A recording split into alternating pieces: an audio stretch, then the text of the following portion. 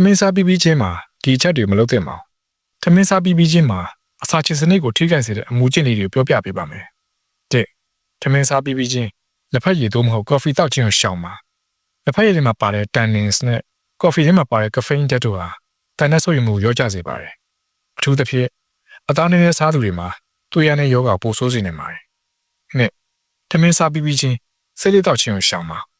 ထမင်းစားပြီးခါစားချိန်မှာခန္ဓာကိုယ်ကနီကိုတင်းကိုပုံမှန်မြန်ဆန်စွာဆုပ်ယူပြီးအဆုတ်ရောဂါဖြစ်နိုင်ယူပိုပြီးတိုးစေပါတယ်သုံးထမင်းစားပြီးပြီးချင်းတိတိမြောက်ချက်ချင်းမစားပါနဲ့တိတိတွေဟာအစာချေမြန်ပေမဲ့ထမင်းကတော့အစာချေနှေးပါတယ်အကယ်၍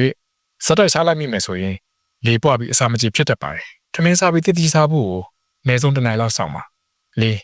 နေ့လည်စာစားပြီးချင်းလှဲမနေပါနဲ့သို့မဟုတ်ချက်ချင်းမအိပ်လိုက်ပါနဲ့အဲ့ဒီလိုလုပ်လို့ခြင်းအပြင်အစာချေမှုကိုနှေးကွေးစေပြီးအစစ်ပြန်တက်ခြင်းနဲ့ကိုယ်လေးကျင်တက်ခြင်းကိုဖြစ်စေနိုင်ပါတယ်ငါထမင်းစားပြီးချင်းရေမြမြတောက်ခြင်းကိုရှောင်ပါရေနည်းငယ်တောက်ခြင်းကပြဿနာမရှိပေမဲ့ရေမြမြတောက်ခြင်းကအစာရင်အစစ်တက်ကိုအားနည်းတင်ပြော့စေပါတယ်ဒါကြောင့်အစာချေမှုနှေးကွေးစေပြီးဘိုက်လေးလံတယ်လို့ခံစားရတတ်ပါတယ်6ထမင်းစားပြီးချင်းပြင်းထန်တဲ့လေ့ကျင့်ခန်းတွေမလုပ်ပါနဲ့ထမင်းစားပြီးချင်းမှာပြေးခြင်းသို့မဟုတ်ဘောလုံးကစားခြင်းဟာအစာရင်အောက်ညင်ကိုဖြစ်စေနိုင်ပါတယ်ဒါဆိုရင်ထမင်းစားပြီးရင်ဘာလုပ်သင့်လဲထမင်းစားပြီးနောက်မှာ10မိနစ်ကနေ15မိနစ်လောက်ဖြည်းဖြည်းလမ်းလျှောက်ပါလမ်းလျှောက်ခြင်းဟာအစာချေမှုကိုကူညီပေးပြီးတွေးရင်းတကြားတက်ကိုတည်ငြိမ်စေပါတယ်ထမင်းစားပြီးချင်းမှာဒီအချက်တွေကိုလိုက်နာပေးမယ်ဆိုရင်တော့တင့်အစာအိမ်ကိုကာကွယ်ပေးပြီးသားဖြစ်ပါလိမ့်မယ်